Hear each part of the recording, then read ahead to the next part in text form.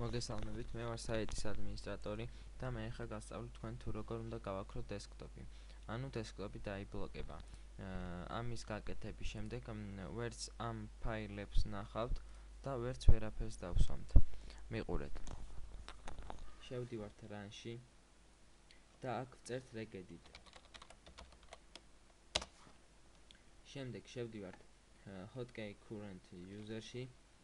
ეს არის მეორე. შემდეგ ხსნით მაგას. შემდეგ კლავიატურაზე ვაჭერთ S და ვეძებთ software. შევდივართ. შემდეგ ვაჭერთ M-ს და ვეძებთ Microsoft. შევდივართ. შემდეგ ვაჭერთ W-ს Windows. შევდივართ. შემდეგ ვაჭერთ C current version. შევდივართ. შემდეგ ვაჭერთ აქ არის police. შევდივართ. შემდეგ explore და აქ ხსნით ესეთ word files.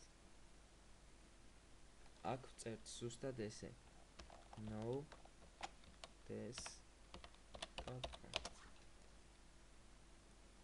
აქ ნულის ნაცვლად უნდა ჩავწეროთ ერთიანი და მივცეთ OK. ეხლა რესტარტის შემდეგ დესკტოპი გაქრება. შემდეგ მაგის მოხსნა თუ გვინდა, ისე უნდა შევიდეთ აქ და ერთის ნაცვლად უნდა ჩავწეროთ 0 და ის უკვე რესტარტის შემდეგ მოიხსნება. ვიდეო გაკვეთილი დამთავრდა. თუ რამე ვერ გაიგეთ, დაწერეთ კომენტარებში.